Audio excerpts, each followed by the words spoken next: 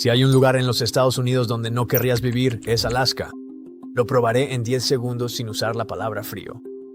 Primero, la comida en zonas rurales puede costar 2 o 3 veces el promedio nacional. Un galón de leche en comunidades remotas puede costar de 8 a 12 dólares. Segundo, más del 40% de adultos en Alaska reportan depresión y el 25% no puede recibir ayuda. Tercero, tiene una de las tasas más altas de crímenes violentos del país. Cuarto, está el permafrost. Cuando está congelado, ya es un problema. Al alterarse, el suelo se desplaza y al descongelarse, causa miles de millones de dólares en daños. Por lo demás, Alaska suena como un destino ideal. Posee reservas de petróleo y gas infinitas, además de oro, zinc y carbón. Ofrece algunos de los mejores sueldos de todo el país y cuenta con 3 de las ciudades más grandes por área total. No hay impuestos estatales y, por si fuera poco, a algunos residentes les pagan por vivir allí gracias al dividendo del petróleo, que suele rondar unos $1,000 anuales por persona. En papel, parece una tierra rica, con espacio, recursos y oportunidades. Un lugar donde se hace dinero, no donde se sobrevive a duras penas. Fácilmente podrías pensar, ¿por qué no todo el mundo quiere vivir aquí? Entonces te llega la respuesta obvia, el frío. Cierto, Alaska es brutalmente fría. Inviernos largos, veranos cortos, oscuridad que dura meses. La mayoría deja de pensar justo ahí, pero el frío no es el problema real. El frío es solo la historia de portada. Los problemas reales comienzan cuando intentas vivir allí. Primero, el costo de vida. Alaska es rica en recursos pero pobre en suministros. Casi todo debe ser enviado: comida, combustible, materiales de construcción, incluso artículos básicos del hogar. Busca apartamentos en Anchorage y verás rentas de $2,000 al mes sin contar servicios. Solo la calefacción, cerca de $300 al mes, haciendo de Alaska uno de los estados más caros para mantenerse caliente. Los precios de la gasolina también son altos. El petróleo sale de la tierra allí, claro, pero el combustible viene de refinerías, no de campos petroleros. Segundo, el trabajo. No consigues un trabajo así como así. Gran parte del trabajo es físico, estacional o peligroso, como minería, pesca y conducir camiones. Y el transporte en Alaska no es un simple paseo. Son rutas heladas, caminos remotos y un clima que congela la espuma del asiento de tu auto en una noche. Los neumáticos pueden literalmente deformarse solo por estar parados en el frío. Tercero, el aislamiento. Alaska conecta con los 48 estados del sur por una larga ruta vía Canadá. Conducir hasta allí puede tomar entre 2 y 7 días. Volar es más fácil, pero aún así estás lejos, emocional y físicamente. El aeropuerto de Anchorage es uno de los centros de carga más activos del mundo por una razón. Alaska depende de los aviones para sobrevivir. Luego está la tierra misma. El permafrost se mueve y agrieta. Las vías se deforman. Los cimientos se hunden. Los edificios requieren mantenimiento constante para estar nivelados. El suelo nunca es realmente estable, y esa inestabilidad se filtra en la vida diaria.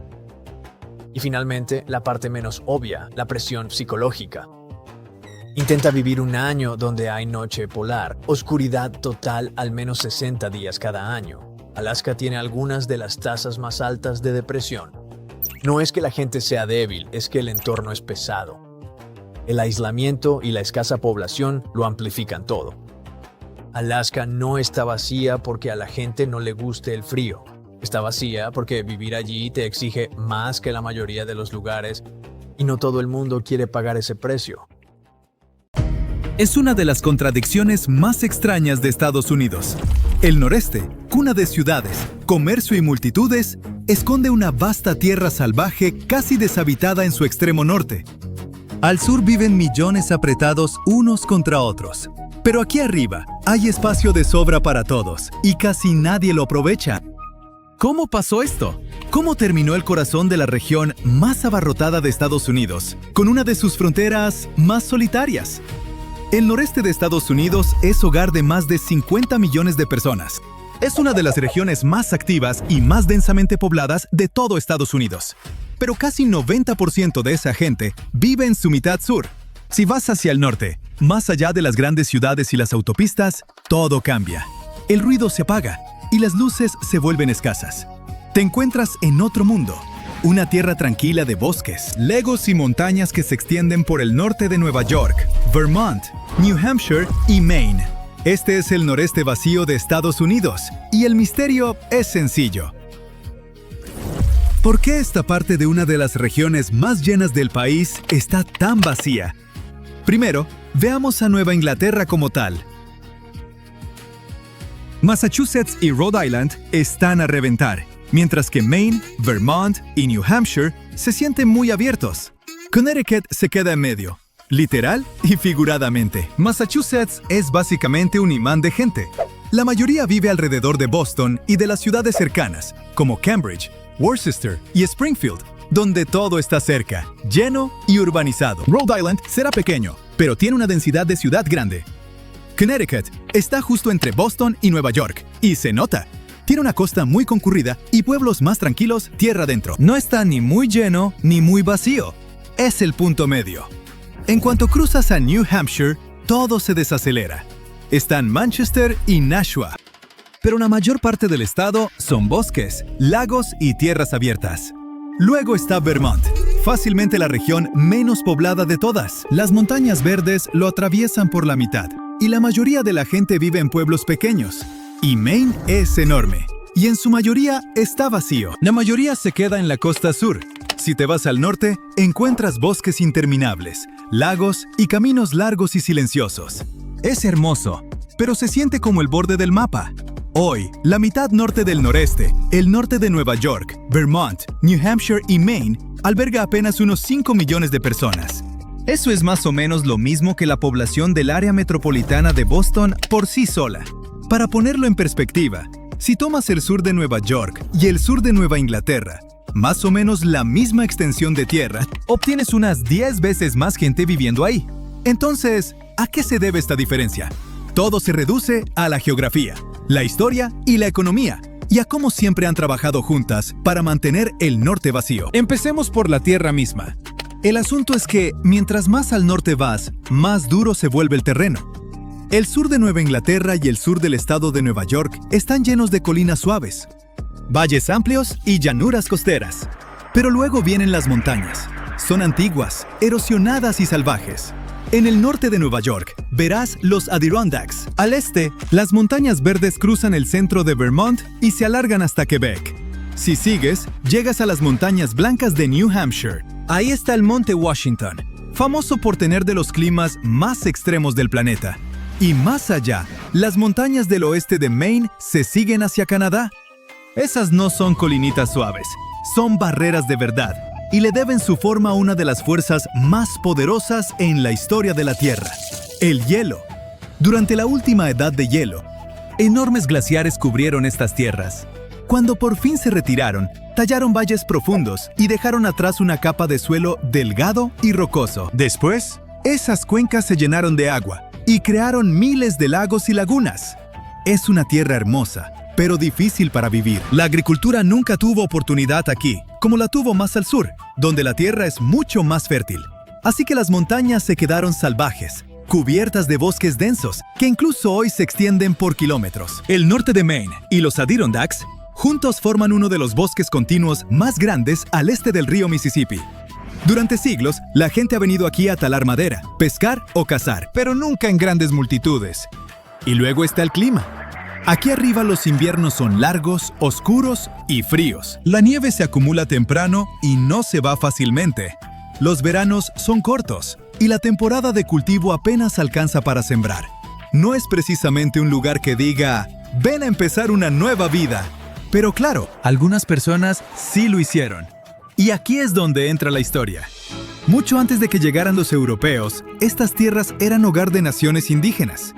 Los Abenaki, que vivían en Vermont, New Hampshire y Maine, tenían complejas rutas comerciales que conectaban sus comunidades desde el actual Quebec hasta Massachusetts. Más al oeste, la poderosa Confederación Iroquesa extendía su influencia hacia los Adirondacks, controlando enormes zonas de caza y rutas comerciales. Luego llegaron los europeos.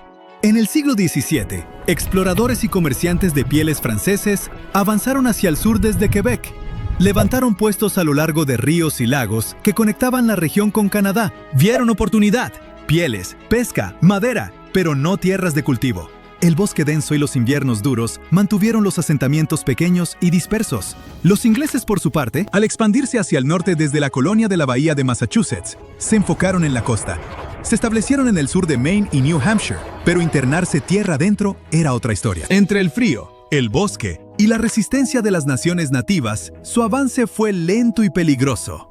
Durante más de un siglo, el interior del noreste norteño se mantuvo salvaje. Más tarde, alrededor de la década de 1760, los británicos tomaron el control de la región. Llegaron especuladores de tierras, especialmente a Vermont, que tanto Nueva York como New Hampshire reclamaban como suya. Estas reclamaciones superpuestas llevaron al caos, y eventualmente, Vermont se declaró una república independiente en 1777. Durante 14 años existió por su cuenta, hasta que se unió a Estados Unidos en 1791 como el estado número 14.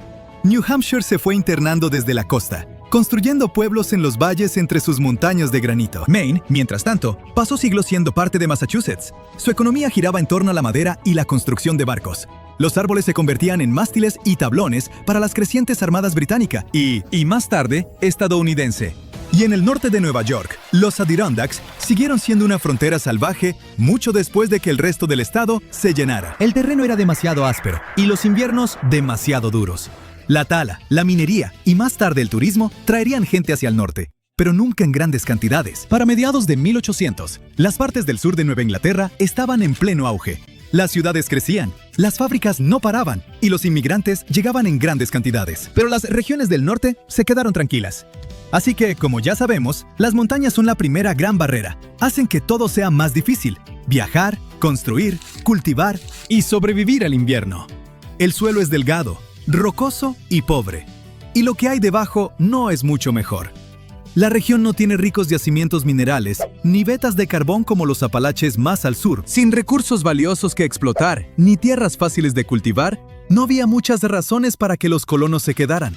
Esa fue una de las razones por las que la economía nunca despegó. El noreste vacío nunca se convirtió en un centro industrial. El sur de Nueva Inglaterra tenía ríos que impulsaban las primeras fábricas, puertos que la conectaban con el comercio global y ciudades que atraían a millones de inmigrantes. El norte de Nueva Inglaterra y el norte de Nueva York no tenían nada de eso.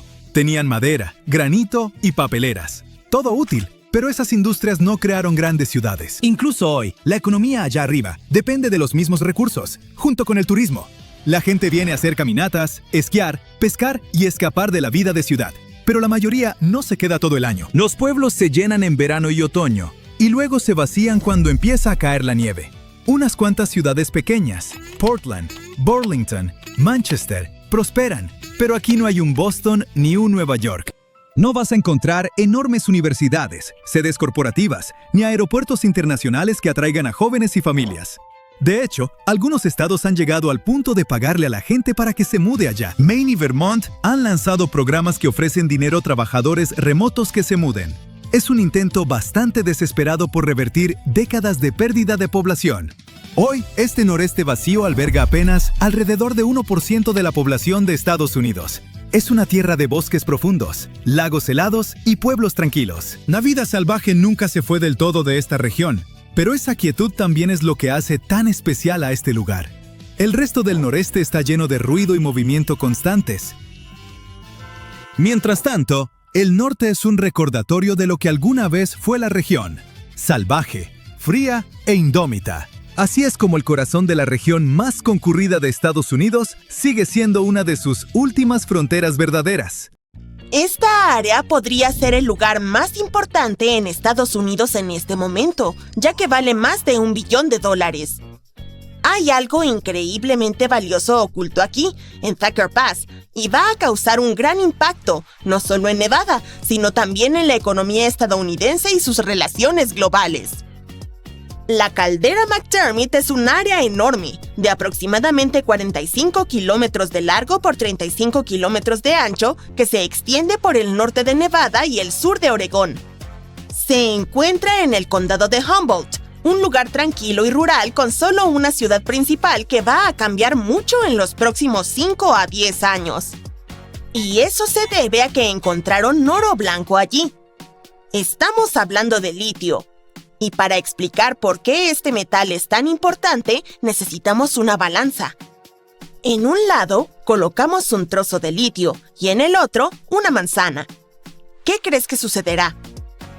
Si ambos tienen el mismo volumen, la balanza se inclinará hacia la manzana. Eso es porque el litio es superligero. Su densidad es de aproximadamente 0,534 gramos por centímetro cúbico, lo que lo convierte en el sólido más liviano que se puede encontrar a temperatura ambiente. El litio también es extremadamente reactivo. Eso significa que se combina con otros elementos muy bien y puede incendiarse con la misma facilidad. ¿Mezclarlo con agua? Fuego. ¿Exponerlo al aire? Sí, adivinaste, fuego otra vez. Pero cuando combinas su ligereza con su alta reactividad, obtienes un material perfecto para baterías, como la que alimenta tu teléfono inteligente, computadora portátil o incluso tu auto eléctrico. Nevada ha estado ocultando este tesoro durante aproximadamente 16 millones de años. La caldera McDermott solía ser un punto volcánico activo que expulsaba roca fundida. Incluso llevó al surgimiento de un enorme lago lleno de aguas ricas en minerales. Con el tiempo, este se secó, pero dejó atrás gruesas capas de arcilla cargadas de litio. Actualmente, la mina Thacker Pass se encuentra sobre una de las reservas de litio sin explotar más grandes del mundo, valorada en alrededor de $1,5 billion. Si todo sale según lo planeado, esperan que produzca alrededor de 40,000 toneladas de litio de alta calidad al año. Y eso es suficiente para fabricar baterías para hasta 800,000 autos eléctricos. Como mencioné anteriormente, este metal es la columna vertebral de las baterías modernas. Y con el mundo avanzando hacia la energía verde, la demanda de litio está aumentando de forma vertiginosa. Desde 2020, su precio ha aumentado más de 10 veces, lo que lo ha convertido en el metal para baterías más caro del mundo. Eso significa que es mucho más costoso que el magnesio, níquel, cobalto y otros materiales utilizados en baterías recargables. En este momento, estamos usando alrededor de 1,16 millones de toneladas de litio al año y aproximadamente el 85% se destina a la fabricación de baterías, en especial para automóviles. Entre 2030 y 2040, los expertos creen que tendremos que duplicar el dinero que estamos destinando a la producción, de $94,000 millones a $188,000 millones. Al mismo tiempo, la inversión en baterías aumentará en más de 200% y alcanzará $686,000 millones. Finalmente, para el año 2050, se espera que la demanda de litio sea más de 10 veces mayor que la producción actual. Lo siento, sé que hay muchos números, pero solo quiero mostrar cuán importante será Thacker Pass para todo el mundo. Esta mina será fundamental para mantener todo en funcionamiento, quiero decir, literalmente, ya que la mayoría de la demanda futura será para cosas como automóviles, bicicletas eléctricas, scooters y almacenamiento de energía renovable. Nevada también podría ser el epicentro de una revolución global en el ámbito de la energía. Con Estados Unidos buscando reducir la contaminación en un 50% para 2030, una gran parte de ese objetivo es sustituir los vehículos a gasolina por otros eléctricos. Para lograrlo, Estados Unidos va a necesitar mucho más litio del que está produciendo actualmente. Hoy en día, la mayor parte del metal que se utiliza allí proviene de países como Chile y Argentina. Así que, si Estados Unidos quiere ser un líder en este mercado, realmente necesita invertir cada vez más en proyectos como Thacker Pass. Pero hay otro desafío. Encontrar litio en una mina es una cosa, pero refinarlo es otra historia. Al igual que los diamantes se cortan y tallan cuidadosamente para realzar su brillo y se venden en anillos y collares, algo similar debe hacerse con el litio. El material bruto que proviene de las minas tiene que ser refinado a una forma pura que realmente pueda ser utilizada en cosas como baterías. Y China prácticamente domina esta parte del mercado, ya que es responsable de cerca del 75% de la producción global de baterías de iones de litio. En otras palabras, no importa si un país encuentra este poderoso metal en su tierra. Probablemente todavía necesitará a China para que lo ayude a refinarlo. Entonces, Estados Unidos está ansioso por fortalecer su cadena de suministro. De hecho, están tan entusiasmados con esta posibilidad que las autoridades han invertido más de $2,000 millones en préstamos en el proyecto de Nevada. Debido a eso, Thacker Pass podría convertir a Estados Unidos en un líder mundial en la producción de litio. Si sus estimaciones son correctas, la caldera McDermott podría contener casi la mitad de las reservas de litio conocidas en el mundo. Por ejemplo, casi duplicaría las reservas encontradas en los salares de Bolivia, que solían tener el récord del depósito más grande del mundo. Este descubrimiento está a punto de cambiar para siempre el condado de Humboldt. Esas calles tranquilas rodeadas de naturaleza jamás volverán a sentirse igual. La mina necesitará alrededor de 2,000 trabajadores, quienes probablemente se mudarán allí desde otras ciudades. Estos necesitarán casas, hospitales, escuelas para sus hijos y todos los servicios necesarios. ¿Ves cómo es un efecto dominó? Por cada persona contratada para trabajar en el proyecto durante la construcción, 6 más serán empleadas en el estado para apoyarlas. Thacker Pass también tendrá un gran impacto en la economía, no solo en Nevada, sino en todo el país. Se espera que la mina esté activa durante 35 años y que cada año genere más de $2,000 millones. Pero aquí está la cuestión. En Thacker Pass extraerán litio del barro, y este proceso nunca antes se ha realizado a una escala tan grande. Así que es una cuestión de éxito o fracaso. Pero si funciona, podría cambiar la industria por completo. Gran pregunta. ¿Quién está interesado en todo esto? Bueno, tenemos 3 grandes empresas que están poniendo su atención en el mercado del litio en los Estados Unidos. Primero está ExxonMobil. El gigante petrolero quiere empezar a producir litio para el 2027 y tienen planes de convertirse en el principal proveedor para vehículos eléctricos para el 2030.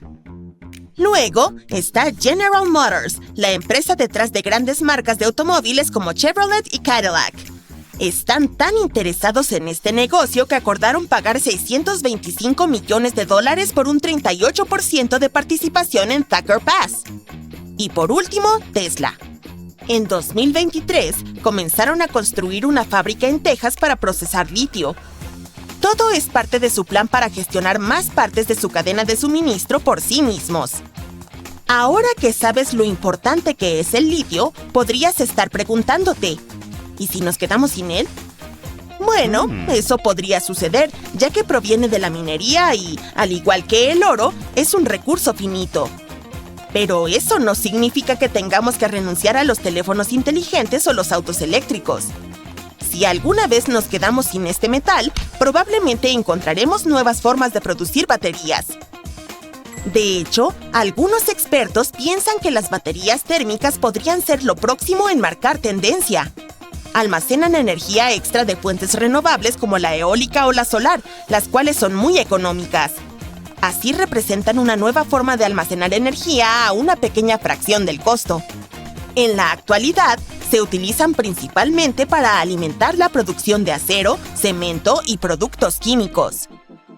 Las baterías térmicas también se están utilizando para calentar y enfriar edificios grandes. Sin embargo, cada vez más proyectos se enfocan en llevar esta tecnología a espacios privados, como casas y apartamentos.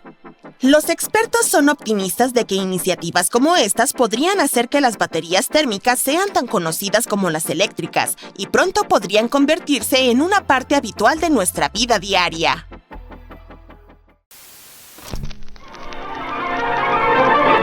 You are looking at a remarkable idea, for this is the story of the Miracle Sea.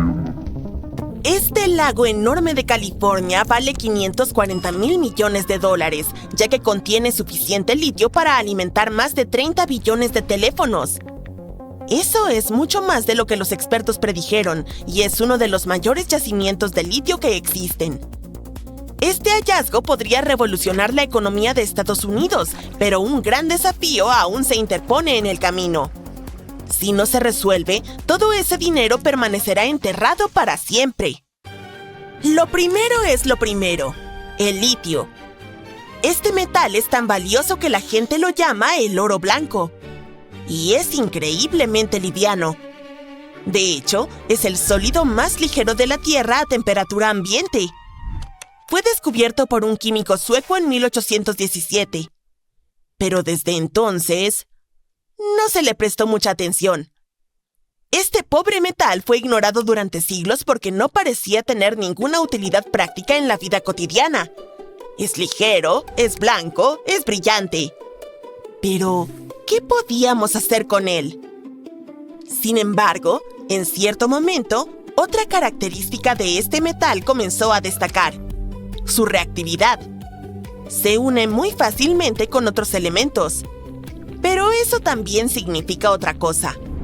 Puede incendiarse en segundos. Por ejemplo, si lo expones al aire, atraviesa una rápida reacción de oxidación y, antes de que te des cuenta, ¡boom!, llamas por todas partes. Esto podría sonar a peligro para ti, pero para los científicos fue una eureka, porque ser súper ligero y súper reactivo lo convierte en el metal perfecto para baterías. ¿Y sabes por qué eso es un gran tema hoy en día, verdad? Las baterías alimentan casi todo a nuestro alrededor, como teléfonos, autos e incluso pequeños aviones. Dado que de repente todos quieren litio, la demanda se ha disparado. Y no va a disminuir en el corto plazo. Por ejemplo, en 2021, el mundo produjo alrededor de 540,000 toneladas de litio. Pero para el 2030, las predicciones dicen que la demanda podría superar las 3 millones de toneladas. Y aquí está el problema. El litio es un recurso finito. Solo hay alrededor de 100 minas de litio en el mundo, principalmente en Australia, Chile y China. Claro que se espera que la oferta crezca, pero la demanda está aumentando mucho más rápido. Eso significa que podríamos enfrentarnos a una escasez pronto. Las minas de litio pueden satisfacer la demanda actual, pero no podrán hacerlo durante muchos años más. Es por eso que encontrar nuevas reservas de litio hoy en día es como ganar la lotería. En este caso, Estados Unidos es uno de los afortunados ganadores. Primero está la mina de Thacker Pass. Este lugar de Nevada podría contener las reservas de litio sin explotar más grandes del planeta. Para ponerlo en perspectiva, algunas estimaciones dicen que podría abastecer hasta 1/4 parte de la demanda mundial de litio. Estamos hablando de hasta 40 millones de toneladas de este preciado metal. Y eso podría valer más de 500,000 millones de dólares.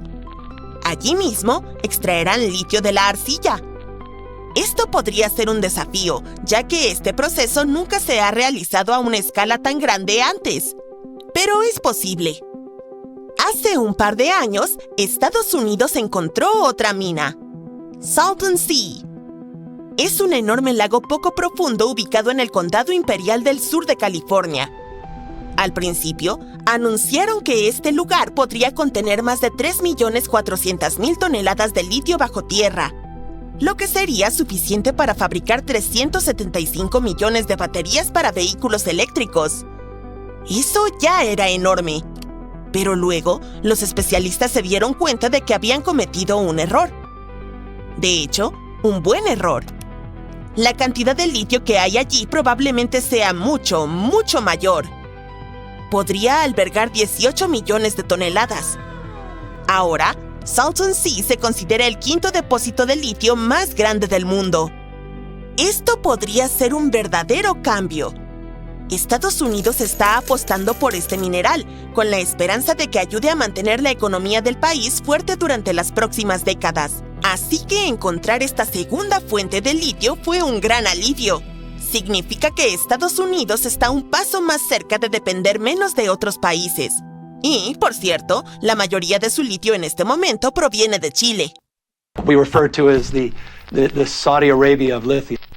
Por supuesto, California está entusiasmada con esto y lo ve como una posible bonanza económica. La región ya está siendo llamada la Arabia Saudita del litio o Valle del Litio debido a su potencial para dominar la cadena de suministro de baterías. Y si resulta bien, será un gran beneficio para el estado. Aparentemente, las autoridades planean usar el 80% del dinero obtenido de la extracción del litio para el desarrollo local y la infraestructura. La idea es mejorar las carreteras, las escuelas y otros servicios públicos. Eso podría crear muchos empleos nuevos para el condado de Imperial, considerado una de las regiones más pobres de California. Gran pregunta. Si el litio está escondido bajo el lago, ¿podrán extraerlo?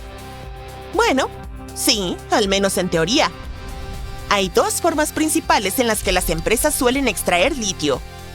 La primera es el método tradicional. La minería a cielo abierto, donde se excava la roca, se tritura y se procesa. Eso es lo que hacen en Thacker Pass, por ejemplo. Usan palas hidráulicas gigantes para extraer el metal de la arcilla. Luego están las piscinas de evaporación. Aquí, bombean salmuera rica en litio a la superficie y esperan que el agua se evapore, lo que deja el metal atrás. El problema con ambos métodos es que utilizan toneladas de agua y pueden causar mucha contaminación y desechos. En el mar de Salton, en California, las cosas funcionan de manera un poco diferente. En lugar de pozas gigantes o estanques de evaporación, las empresas están utilizando la energía geotérmica natural de la zona para extraerlo de una manera más limpia. Este método se llama extracción directa de litio, y así es como funciona. Cerca del lago ya existen 11 plantas de energía geotérmica que bombean salmuera supercaliente, rica en minerales, desde el subsuelo. Normalmente, esa salmuera se utiliza solo para generar vapor, que mueve turbinas para producir electricidad. Pero ahora, las empresas están descubriendo cómo extraer el litio de esa misma salmuera antes de devolverla al subsuelo. Dado que ya están extrayendo la salmuera para obtener energía, recolectar el litio no requiere de excavaciones adicionales ni grandes estanques. De esta manera, se evita la mayor parte del desperdicio de agua y la contaminación que se produce con los métodos antiguos. Es como obtener energía limpia y materiales para baterías al mismo tiempo, pero con un impacto mucho menor en el medio ambiente. Este método parece brillante y completamente viable, pero también presenta desafíos que no serán fáciles de superar. Claro, la gente lo llama ecológico, pero eso es solo cuando lo comparas con otras formas de obtener litio. Este método todavía genera preocupaciones sobre el uso del agua. En California ya están lidiando con la escasez, y la extracción de litio a gran escala podría ejercer aún más presión sobre el limitado suministro de agua de la región. El mar de Salton en sí mismo está disminuyendo rápidamente. Los niveles de agua han bajado más de 3 metros en los últimos 25 años. Eso crea un enorme problema. Menos agua significa más lecho del lago expuesto, y los sedimentos pueden contener materiales nocivos. A medida que el lago se reduce, ese lecho expuesto se seca y se convierte en polvo, y ese polvo no se queda ahí. El viento lo recoge y lo lleva al aire. Ahora, la costa menguante del mar de Salton está liberando polvo tóxico al aire. Y se ha vinculado ese polvo con el aumento de problemas respiratorios entre los residentes. Las autoridades ya están tomando medidas para revertir la situación, añadiendo agua a las partes secas del mar de Salton. Están llenando estanques poco profundos cerca del lago para crear nuevos humedales. Su objetivo es crear un hábitat seguro para peces y aves y ayudar a mantener ese polvo tóxico bajo control. Algunas personas temen que extraer todo este oro blanco podría hacer que el mar de Salton se reduzca aún más rápido y deshaga años de trabajo de restauración. Por ahora, los estudios muestran que las plantas geotérmicas solo utilizan alrededor del 4% del suministro de agua de la región. Pero los investigadores aún no saben si la expansión de estas operaciones podría terminar empeorando el problema del agua. Entonces, ¿qué sucederá a continuación? Es muy pronto para decirlo. Pero algo es seguro. Necesitaremos mucha más investigación para comprender qué significa todo esto, no solo para el mar de Salton, sino para el futuro de la economía de Estados Unidos.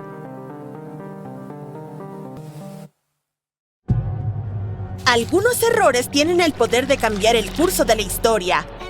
Una de esas anécdotas tiene que ver con una vieja y aburrida llave que pudo haber salvado al Titanic de su triste final.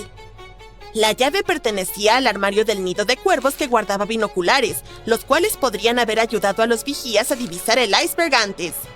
¡Y hay más! La llave ni siquiera estaba a bordo del barco cuando zarpó.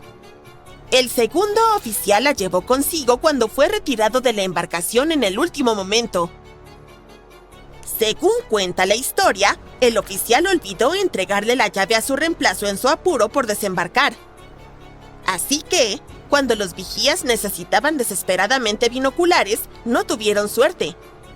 Uno de los vigías, llamado Fred Fleet, incluso testificó que si hubiesen tenido binoculares, habrían visto el iceberg a tiempo para evitarlo. Y cuando se le preguntó cuánto antes, Fleet respondió: lo suficiente como para apartarnos del camino. En 2015, algunos subastadores consiguieron la llave de Blair y la presentaron como uno de los artefactos más importantes del Titanic. Verdaderamente creían que podría haber salvado el barco.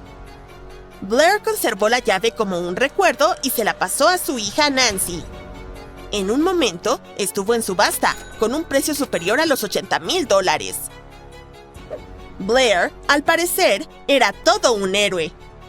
Un año después del desastre del Titanic, se le otorgó una medalla al valor por salvar a un tripulante que había caído por la borda mientras estaba a bordo del transatlántico Majestic. Puede que olvidara una llave, pero definitivamente no se olvidó de ser un héroe cuando más importaba. Esta historia es tanto divertida como trágica. Se trata del Mars Climate Orbiter de la NASA, que costó $125 millones. Los ingenieros de la nave espacial no hicieron la conversión de medidas del sistema inglés al métrico antes del lanzamiento y, como resultado, la perdieron. El equipo de navegación del Laboratorio de Propulsión a Chorro utilizó el sistema métrico de milímetros y metros, mientras que Lockheed Martin Astronautics en Denver usó el sistema inglés de pulgadas, pies y libras. Los ingenieros de JPL confundieron las lecturas de aceleración medidas en unidades inglesas de libra segundo con una medida métrica de fuerza llamada Newton segundo. Lo peor es que ninguno de los procedimientos de control de calidad del JPL detectó el error en los 9 meses que le tomó a la nave espacial recorrer los 742 millones de kilómetros hasta Marte. Eso es mucho tiempo perdido en la traducción, ¿no crees? Los errores de cálculo fueron suficientes para desviar tanto a la nave espacial que voló demasiado profundamente en la atmósfera marciana y fue destruida cuando entró en su órbita inicial alrededor de Marte. Es vergonzoso perder una nave espacial por un error matemático tan simple. Y es difícil pensar en otro ejemplo de una pérdida tan grande debido a la confusión entre el sistema inglés y el métrico. ¿Has oído hablar del error matemático que llevó al descubrimiento del Nuevo Mundo? Spoiler: involucra a un hombre llamado Cristóbal Colón y un globo terráqueo realmente grande. En 1492, Colón zarpó de España con la misión de encontrar una nueva ruta comercial hacia Asia. Él estaba convencido de que estaba a menos de 4.828 kilómetros de Japón y que solo un poco más de navegación lo llevaría a las Indias con todas sus ricas especias. El único problema era que Colón estaba un poco equivocado en sus cálculos. Muy equivocado, de hecho. Cometió un error al estimar el tamaño del globo terráqueo, lo que le llevó a creer que la Tierra era mucho más pequeña de lo que en realidad es. Ahora, sé lo que estás pensando. ¿No tenía miedo Colón de caer por el borde del mundo? Contrario al mito popular, Colón y su tripulación sabían que la Tierra era un globo, al igual que los antiguos griegos lo sabían 2 milenios antes.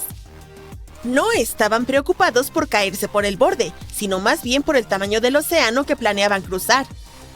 Y para empeorar las cosas, Colón no tenía idea de que existía una masa de tierra desconocida entre España y Asia. Después de semanas en el mar, Colón finalmente llegó al Caribe.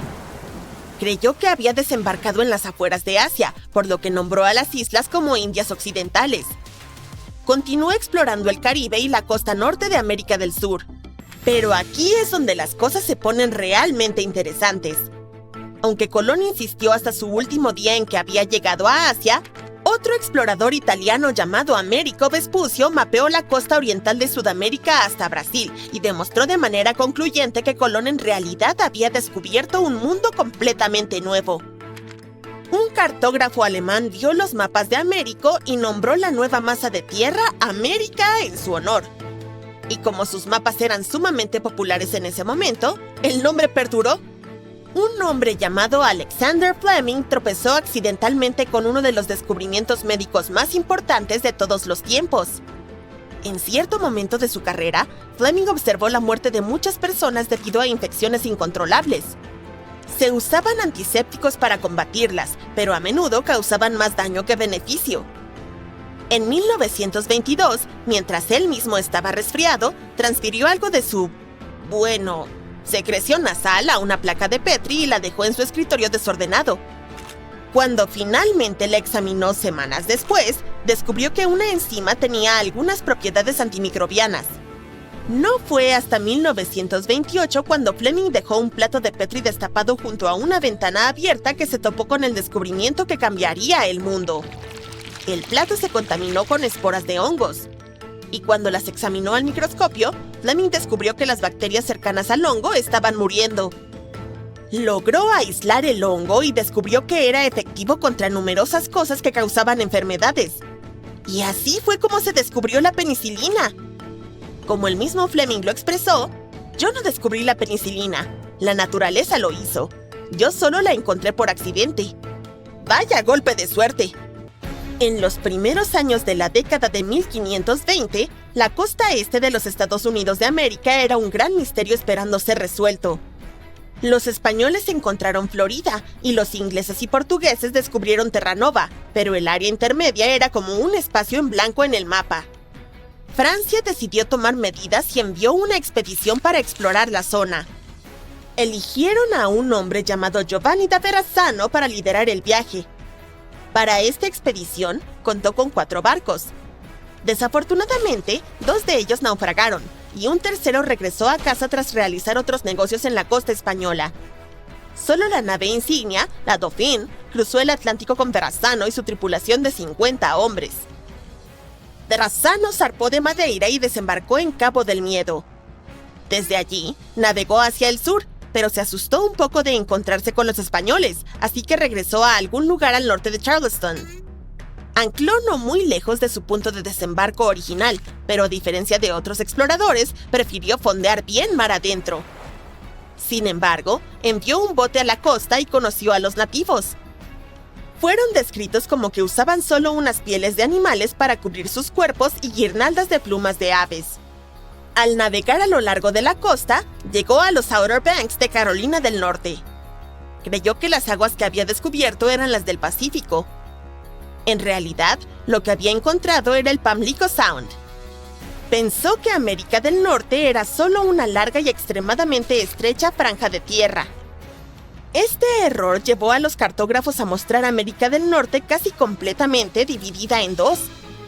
Continuando, Verrazzano llegó a un hermoso lugar que llamó Arcadia, probablemente Kitty Hawk, Carolina del Norte. Navegando más al norte, pasó por alto las entradas a las bahías de Chesapeake y Delaware porque se mantenía bastante alejado de la costa hasta Nueva Jersey. Entonces, el momento que todos hemos estado esperando. Verrazzano descubrió el puerto de Nueva York y ancló en los estrechos. Posteriormente, fue nombrado en su honor y ahora está conectado por el puente Verrazzano Narrows. Una vez que el mar de Verrazzano apareció en el mapa, se volvió ampliamente aceptado y afectó a muchos futuros exploradores. Por ejemplo, Henry Hudson buscó un paso hacia el Pacífico en las latitudes medias del continente. Pero resulta que el inglés nunca encontró el Océano Pacífico cerca de Virginia y el mito cartográfico eventualmente se desvaneció. Es curioso pensar cómo una creencia errónea pudo tener tal impacto en la historia.